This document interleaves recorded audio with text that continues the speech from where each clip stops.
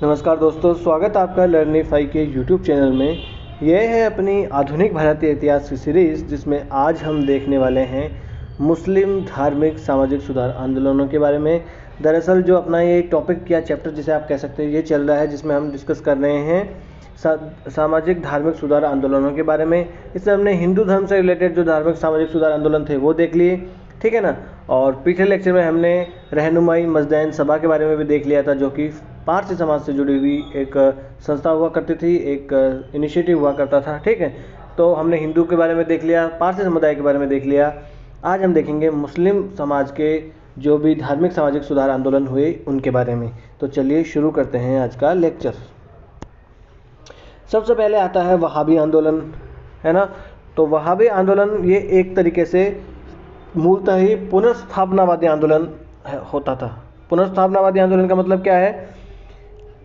एक होता सुधारवाद। सुधार का मतलब क्या हो कि कोई चीज़ गलत है तो उसको सुधारना। जैसे कि हमारे धर्म में पर्दा प्रथा गलत है, विधवा पुनर्विवाह नहीं होना ये गलत है, बाल विवाह गलत है, तो हम इसको सुधारेंगे। पुनर्स्थापना में क्या होगा कि जो भी हमारे धर्म में है वो मूल में जो चीज़ें हैं वही होनी चाहिए, और वो गलत हो सही हो उससे में कोई मतलब नहीं है। ऐसे पुनरुत्थानवादी आंदोलन बाद में हिंदू धर्म में भी आगे चल पड़ता है, जिसमें हर भारत के समाज की बुराई को या हर पश्चिम में जो आविष्कार हुआ उसको भारतीय समाज से जोड़कर देखा जाने लगता है, ठीक है। ये एक कट्टर मुसलमानों का पाश्चात्य जो विचार हुआ करते थे उनको चुनौती देने के लिए ये एक प्रतिक्रिया के स्वरूप इसको माना जाता है। और इस आंदोलन को भारत में सैयद अहमद बरेलवी जो थे उनके द्वारा भारत में इनको प्रचार प्रसार इसका वहाबी आंदोलन का किया जाता है। देखिए, एक थे सर सैयद अहमद खां, या आप कंफ्यूज मत हो ना, सर सैयद अहमद खां ये अलीगढ़ वाले हैं, ये अलग हैं, है ना। ये अलीगढ़ आंदोलन से जुड़े हुए अलग हैं। ये है सैयद अहमद बरेलवी, है ना। तो भारत में सैयद अहमद बरेलवी जो थे इन्होंने प्रारंभ किया। यहाँ पर ये बात आपको याद रखनी है कि भारत में किसने प्रारंभ किया, तो सैयद अहमद बरेलवी ने। और इसके जो विचार मूलतः कहाँ से विकसित हुए थे, तो अब्दुल वहाब और वलीउल्लाह जो थे उन्होंने इसका जो मूल जो है यहाँ से होता है इनके विचारों से। तो देखिए, ये है अब्दुल वहाब और ये है शाह वलीउल्लाह। ये अब्दुल वहाब सऊदी अरबिया से जुड़े हुए थे, और ये इंडिया और पाकिस्तान वाला जो क्षेत्र था वहाँ से थे शाह वलीउल्लाह। तो सऊदी अरबिया के भी अब्दुल वहाब जो थे वहाँ से भी ये इनके आइडियोलॉजी जो है प्रभावित होती है। और भारत में जो है इसको प्रचार प्रसार करने का काम कौन करता है, तो सैयद अहमद बरेलवी, ठीक है। शाह वलीउल्लाह जो हुआ करते थे वो 18वीं शताब्दी के भारतीय मुसलमानों के पहले ऐसे नेता हुआ करते थे जिन्होंने जो मुस्लिम समाज में जो सांस्कृतिक गिरावट हुई थी उस सांस्कृतिक गिरावट के विरुद्ध जो है इन्होंने पहले प्रतिक्रिया दी। तो शाह वलीउल्लाह ऐसे पहले मुस्लिम नेता हुआ करते थे जो उनके समाज में सांस्कृतिक गिरावट हो रही थी, जो शरीयत से दूर जा रहे थे, जो कुरान से दूर जा रहे थे, उसके खिलाफ उन्होंने सबसे पहले आवाज़ उठाई। और वलीउल्लाह द्वारा सदैव इस्लाम के प्रभुत्व को स्थापित करने की बात कही जाती थी कि इस्लाम का जो है वो प्रभुत्व स्थापित किया जाए। इसका मतलब ये नहीं कि मार काट के सबको किया जाए, इसका मतलब कि जो इनका समाज है उसी में सुधार किया जाए। जैसे हिंदू धर्म में तो सुधार में यही कह रहे थे कि वेदों की ओर लौटो, है ना, इस प्रकार से। वही वलीउल्लाह ने इस बात पर बल दिया कि इस्लाम के जो प्रमुख न्याय शास्त्र हैं, जैसे कि कुरान हो गया, हदीस हो गया, इनके बीच में समन्वय स्थापित किया जाना चाहिए, क्योंकि इनमें अगर समन्वय नहीं होगा तो मुसलमान जो है वो फिर आपस में विभाजित हो जाएंगे। फिर शाह वलीउल्लाह की मृत्यु के बाद में उनके बेटे होते हैं अब्दुल अजीज़ जो है इसके नेता आगे बनते हैं। और अब्दुल अजीज़ हुआ करते थे, इन्होंने घोषणा की कि भारत जो है वो अब दारुल इस्लाम नहीं रहा, है ना, अब दारुल हर्ब ये बन चुका है। दारुल इस्लाम का मतलब जहाँ पर इस्लाम धर्म के अनुसार कार्य नहीं होता हो वो हो गया दारुल हर्ब, और दारुल इस्लाम मतलब जहाँ पर इस्लाम के कानून कायदों नियमों के अनुसार शासन चले और काम होता हो वो होता है दारुल इस्लाम, है ना। तो अब्दुल अजीज़ कहते हैं कि भारत अब दारुल इस्लाम नहीं रह गया, क्योंकि अब देखिए कहाँ से रह गया था दारुल इस्लाम। अंग्रेज आ चुके थे, अंग्रेज अपने जो है सामाजिक सुधार करते जा रहे थे सोशल इंजीनियरिंग के थ्रू, है ना। सोशल इंजीनियरिंग क्या होता है, जब समाज में चेंज ऊपर से कानून थोप कर लाए जाते हैं तो उसे कहा जाता है सोशल इंजीनियरिंग, है ना। फिर आंदोलनकारी के रूप में संयुक्त प्रांत में जो रायबरेली के सैयद अहमद जो थे इन्होंने वलीउल्लाह के विचारों को आगे बढ़ाया, और जो ये सैयद अहमद बरेलवी जो थे ये उग्र स्वभाव के हुआ करते थे, और ऐसा कहा जाता है कि उनमें हाल आया करता था। हाल मतलब आवेश, आवेश मतलब ऐसा नहीं कोई कहते हैं मेरे में हनुमान जी आते हैं, किसी में माता जी आती हैं, उस प्रकार से इनमें आता था। ऐसा कहते हैं कि इन्हें अल्लाह की आवाज़ जो है वो सुनाई देती है, कोई देवीय संदेश जो है इनको सुनाई देता है, और वो देवीय संदेश यही कहता है कि इस्लाम की सेवा के लिए आप है ना अपनी जान को कुर्बान कर दो। तो ये सैयद अहमद बरेलवी कहा करते थे, और वे मात्र आध्यात्मिक साधना में डूबे रहने वाले व्यक्ति नहीं थे कि सिर्फ आध्यात्मिक साधना ही करेंगे, वो समाज के अंदर उतरकर खुद अपने हाथों से और खुद जो है मेहनत करके समाज में सुधार लाने वाले व्यक्ति हुआ करते थे। वे तरीक़ाए मोहम्मदिया को वापस से स्थापित करने की बात करते थे। तरीक़ाए मोहम्मदिया का मतलब मोहम्मद साहब का जो तरीका हुआ करता था उसको वो स्थापित करने की बात करते थे। मोहम्मद साहब कौन थे? तो ये पैगंबर थे, अल्लाह के पैगंबर यानी मैसेंजर हुआ करते थे, है ना। तो इनके पच्चीनों पर आगे चलने की बात ये किया करते थे कि तरीका मोहम्मदिया जो है यानी मोहम्मद साहब का तरीका जो है फिर से स्थापित किया जाए। और उन्होंने मुसलमानों के उत्थान के लिए 3 बातें कहीं कि मुसलमानों को 3 बातें करनी चाहिए। एक तो कुरान शरीफ को धर्म राज्य के लिए सबसे ऊपर रखना चाहिए, मजहब में कौल और अमल से अकीदा रखना चाहिए, और पवित्र जिहाद जो है उस पर बल देना चाहिए। जिहाद का मतलब वो नहीं जो आज के पाकिस्तान के आतंकवादी जो है दुनिया में फैलाते रहते हैं कि जिहाद मतलब काफिरों को, काफिर मतलब जो उनके धर्म को नहीं मानते उनको मारो, ये जिहाद नहीं है। जिहाद होता है अपने अंदर की बुराइयों के खिलाफ, अपने समाज में जो बुराइयां हैं उनके खिलाफ होता है जिहाद। आपको भी जिहाद की घोषणा करनी चाहिए। आपके अंदर जो बुराइयां हैं कि आप टाइम से नहीं पढ़ते हो, आज की बात को कल पे टालते हो कि कल पढ़ूंगा, ये सब चीज़ें इनके विरुद्ध आपको भी जिहाद करना पड़ेगा। समाज में जो बुराइयां हैं उनके खिलाफ आपको भी जिहाद जब आप करोगे तभी होगा। भ्रष्टाचार वगैरह है इनके खिलाफ जिहाद करोगे आप तभी तो होगा, है ना। ठीक है, तो इन्होंने मजहब में कौल और अमल से अकीदा रखने वाली बात हुई। कौल और अमल मतलब वचन का पालन जो है वो होना चाहिए और संयम वगैरह का पालन किया जाना चाहिए। साथ ही साथ इन्होंने इस्लाम के 5 स्तंभ भी बताए, एक नमाज, है ना, अपने गुनाहों का एतराफ़, एक खैरात, एक रोज़ा और हज। इनमें सबसे ज़्यादा इन्होंने हज को महत्वपूर्ण माना कि हज जो है इन 5 स्तंभों में महत्वपूर्ण है ना। ठीक है, ये हो गया वहाबी आंदोलन। अब्दुल वहाब ये जो थे इन्होंने और शाह वलीउल्लाह जो थे, अब्दुल वहाब और शाह वलीउल्लाह जो थे इन्होंने इसको शुरुआत किया। भारत में सैयद अहमद बरेलवी साहब इनको इसको आगे फैलाते हैं। बाद में इनकी मृत्यु के बाद में इनके पुत्र होते हैं अब्दुल अजीज, ये इस विचारधारा को आगे बढ़ाते हैं। और ये किस बात पर बल देते हैं? ये दारुल इस्लाम बनाने की बात करते हैं, यानी कि जहाँ पर कुरान या शरीयत के अनुसार कानून चलता हो, उस प्रकार से शासन होता हो, ऐसी बातें किया करते थे। थोड़े कट्टरवादी ये हुआ करते थे, पुनर्स्थापनावादी। थोड़ा इन चीज़ों को याद रखना है। अब आ जाता है फराइजी आंदोलन या फराजी आंदोलन, है ना। इसको फरादी आंदोलन भी कहते हैं, है ना। फरादी, फराजी या फराइजी आंदोलन कुछ भी आप कह सकते हो। तो ये भी एक पुनरुत्थानवादी आंदोलन ही माना जाता है। और इसका क्षेत्र कौन सा था? तो इसका क्षेत्र हुआ करता था पूर्वी बंगाल वाला क्षेत्र जो है वो इसका क्षेत्र हुआ करता था। और इसकी शुरुआत जो है वो किसने करी थी? तो इसकी शुरुआत करी थी हाजी शरीयतुल्लाह ने। ये हैं हाजी शरीयतुल्लाह, ठीक है। इस आंदोलन के नेता जो है वो इस्लाम धर्म के मूल सिद्धांतों, जिन्हें फ़रेद कहा जाता था, उन पर बल दिया करते थे कि समाज जो है अपना मुस्लिम समाज, वो जो इस्लाम के मूल सिद्धांत है जिन्हें फ़रेद कहा जाता था, उनके ऊपर आधारित होना चाहिए, सारा काम उनके अनुसार होना चाहिए। और इस फ़रेद के आधार पर भी बाद में इसका नाम फराजी या फरादी या फराइजी इसका नाम पड़ जाता है। इसके नेता देखे हुआ करते थे हाजी शरीयतुल्लाह, ठीक है। उनके नेतृत्व में आंदोलन बाद में चलता है और आंदोलन में बंगाल के ढाका और फरीदपुर जिलों में मुख्य रूप से प्रारंभ ये होता है। और फराजियों का भी यही मानना था कि अब भारत जो देश है वो दारुल हर्ब हो चुका है, यानी दारुल इस्लाम नहीं रहा। जैसा वहाँ भी मानते थे कि दारुल इस्लाम नहीं रहा, वैसे ये भी कहते थे कि भाई दारुल इस्लाम नहीं रहा, ये दारुल हर्ब हो चुका है।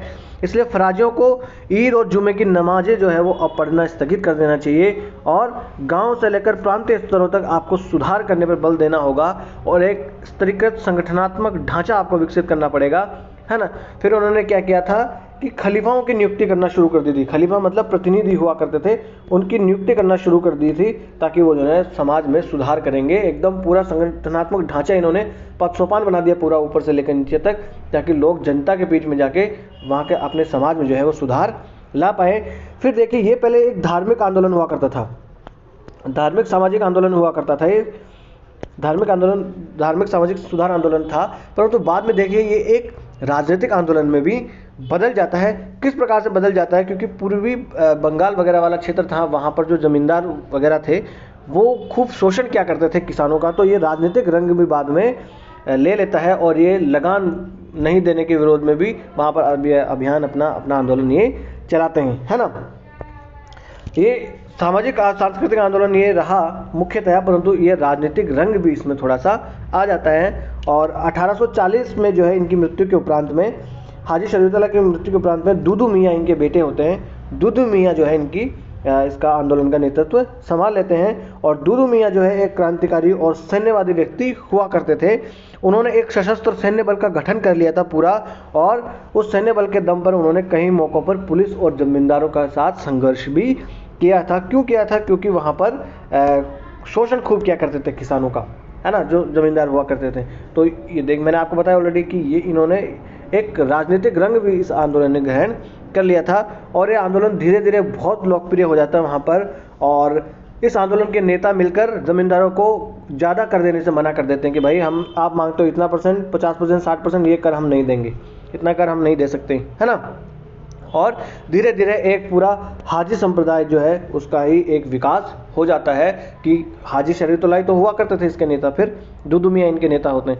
फिर 1839 में लगभग 7-8 हज़ार हाजी जो है दुदू मियाँ के नेतृत्व में वो एकत्रित हो जाते हैं। और इनकी गतिविधियों पर नियंत्रण के लिए जमींदार और जो नील फैक्ट्री के मालिक डनलप हुआ करते थे, उन्होंने पुलिस का सहारा तक लेना पड़ गया था उनको, है ना। और दुदू मियाँ ने फिर लेके अनेक गाँवों को लूटा, जो जमींदार हुआ करते थे उनको गाँव को इन्होंने लूटा। और फिर प्रतिशोध स्वरूप दुदू मियाँ के अनुयायियों ने नील फैक्ट्री पर हमला करते हुए हिंसा आरंभ कर दी। ये जो पुलिस वगैरह हुआ करते थे, इन्होंने जो दुदू मियाँ के गांव हुआ करते थे उनको लूटा था। तो फिर इन्होंने बदला लेने के लिए दुदू मियाँ ने क्या किया, जो नील फैक्ट्री के मालिक हुआ करते थे उन पर हमला किया, और फिर इन्होंने हिंसा वहाँ पर शुरू कर दी पूर्वी बंगाल में। फिर ये भी अनेक जमींदारों को लूट लेते हैं, बदला तो लेंगे, बाप का, दादा का, भाई का, सबका बदला लिया फिर उन्होंने। और इसके परिणाम स्वरूप बाद में 1847 में दुदू मियाँ को गिरफ्तार कर लिया जाता है, और 1862 आते आते ये आंदोलन जो है समाप्त सा होने लगता है। हालांकि दुदू मियाँ के बेटे नया मियाँ जो होते हैं, ये नाम याद रखना, तो दुदू मियाँ के बेटे नया मियाँ जो होते हैं ये बाद में आंदोलन को और आगे बढ़ाने की कोशिश करते हैं, मगर 1870 आते आते जो है ये फराइजी आंदोलन समाप्त सा ही हो जाता है, एक दिन समाप्त ही हो जाता है। और फराइजी आंदोलन को दिल्ली के वलीउल्लाह संप्रदाय और बंगाल के मुजाहिदों ने भी, जिनमें सैयद अहमद शहीद हुआ करते थे, वो उन्होंने भी इनको समर्थन दिया था। तो हमने वहाबी आंदोलन देख लिया, हमने फराइजी आंदोलन देख लिया। मूलतः ये धार्मिक सामाजिक सुधार आंदोलन ही हुआ करते थे, जो दारुल हर्ब की जगह पर दारुल इस्लाम बनाने की बात किया करते थे, यानी कुरान के अनुसार, शरीयत के अनुसार कानून भारत में संचालित हो, इस प्रकार की ये बातें किया करते थे। परंतु फराइजी आंदोलन बाद में राजनीतिक रूप भी ले लेता है दुदू मियाँ के नेतृत्व में, और बाद में इनके बेटे होते हैं नया मियाँ। अब आ जाता है अहमदिया आंदोलन। अहमदिया आंदोलन जो है ये 19वीं सदी में के अंत में ये शुरू होता है, और मुस्लिम धर्म सुधार आंदोलन ये मुख्यतया होता है। और इसका नेतृत्व करते हैं मिर्ज़ा गुलाम अहमद देगी, ये हैं मिर्ज़ा गुलाम अहमद दे, इसका नेतृत्व करते हैं अहमदिया आंदोलन का। 1889 में उत्तर पश्चिम में कादियान नामक जगह होती है। कादियान कहाँ? तो जब संयुक्त पंजाब हुआ करता था भारत और पाकिस्तान के विभाजन से पहले, तो पंजाब में ये पड़ता है कादियान। तो कादियान नामक जगह पर इन्होंने अपना मुख्यालय बनाया था। और फराइजी मुख्यतः किधर था, ये भी याद रखना कि कौन सा आंदोलन किधर हुआ करता था।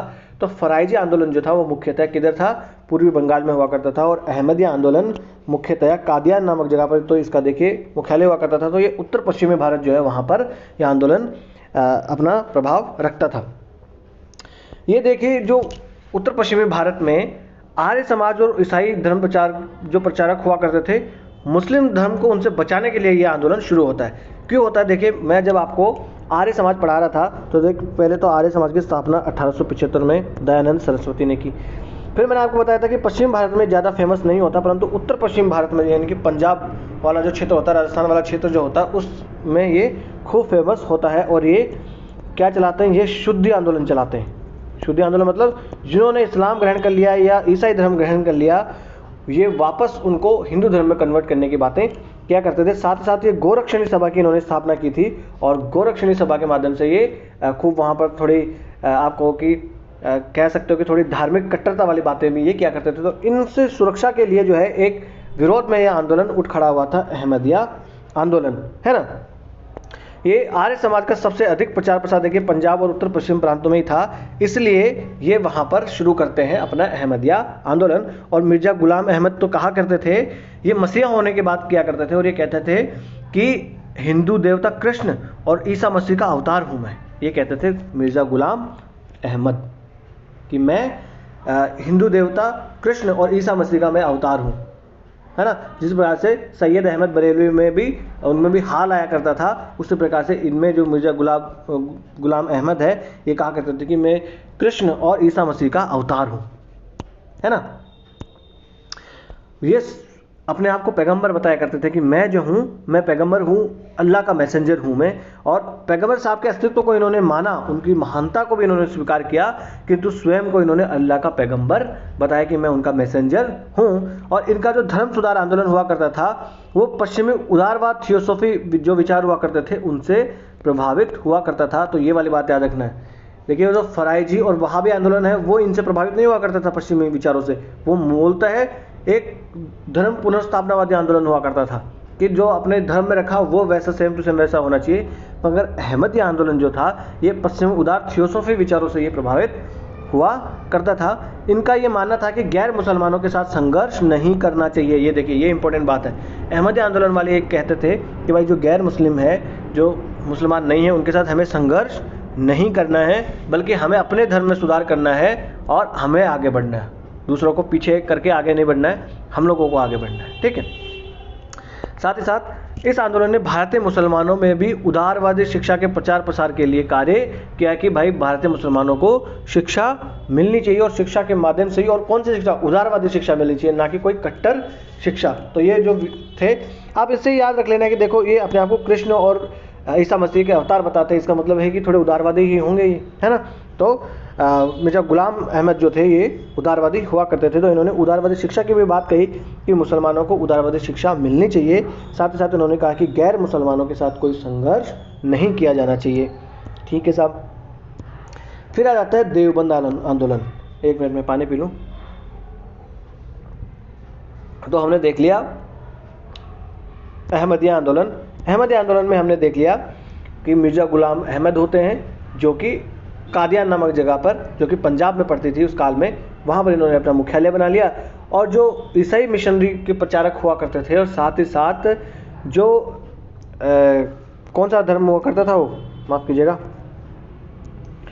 आर्य समाज, माफ़ कीजिएगा थोड़ा सा कभी कभी निकल जाता है दिमाग से।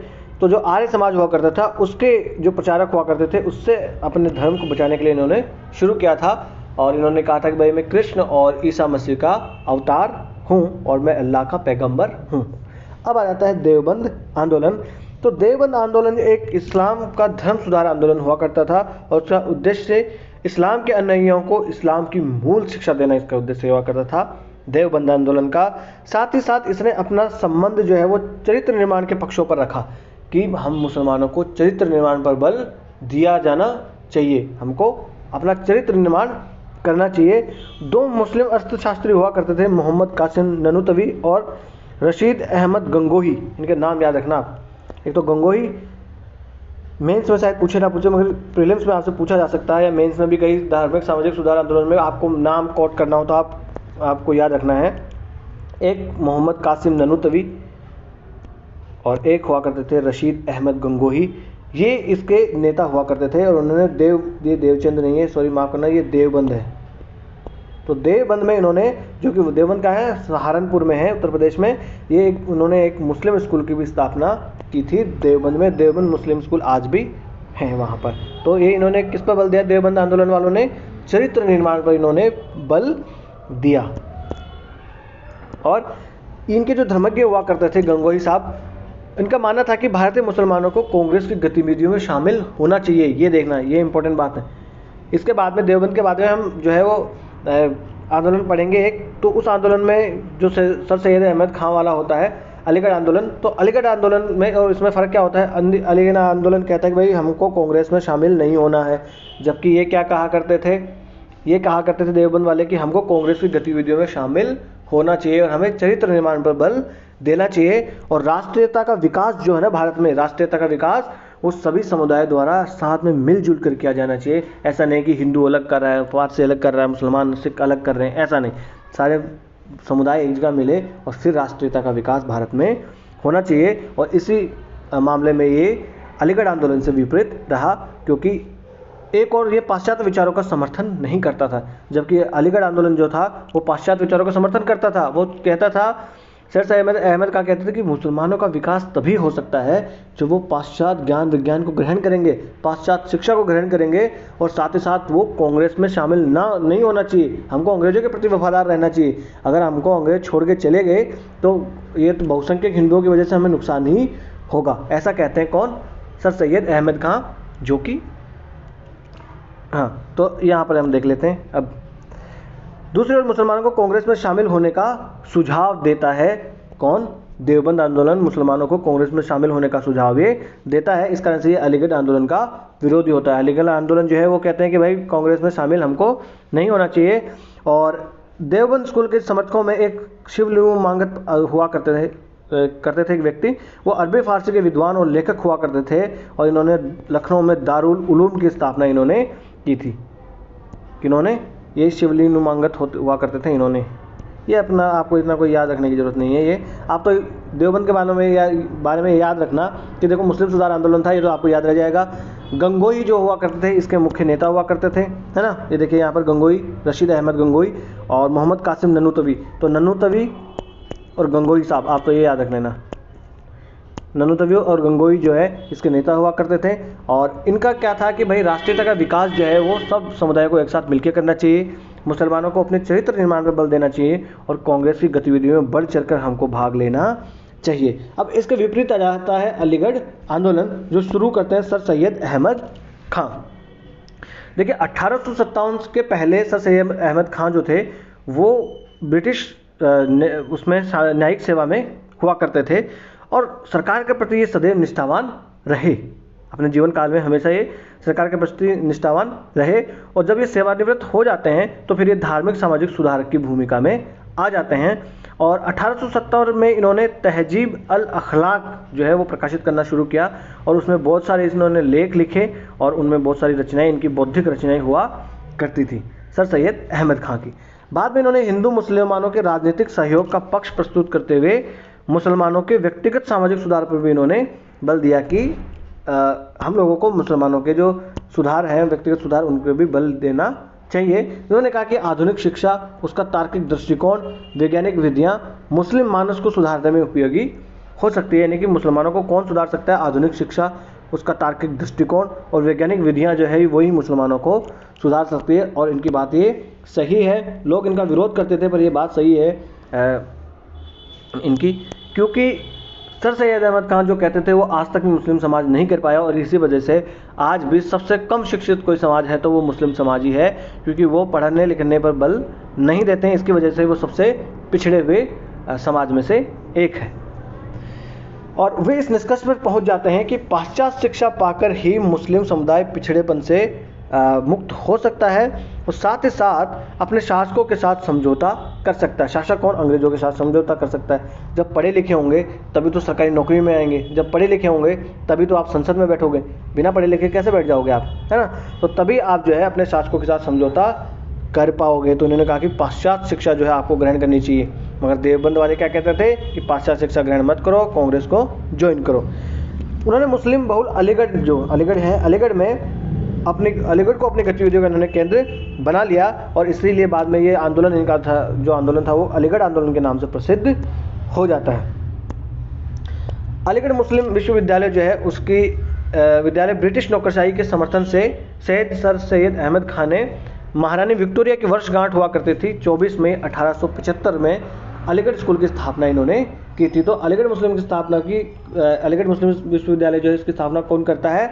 सर सैयद अहमद खां, जो ब्रिटिश नौकरशाही हुआ करती थी उसकी सहायता से। और कब? तो महारानी विक्टोरिया की वर्षगांठ हुआ करती थी 1875 में। तो देखिए 1875 में और क्या हुआ था? 1875 में आर्य समाज बना। और एक और घटना हुई थी 1875 में, वो भारत में नहीं अमेरिका में हुई थी। क्या हुई थी बताओ? न्यूयॉर्क में क्या हुआ था? मैडम ब्लावत्स्की और कर्नल ऑलकॉट मिलके थियोसॉफिकल सोसाइटी की स्थापना इन्होंने कर दी थी।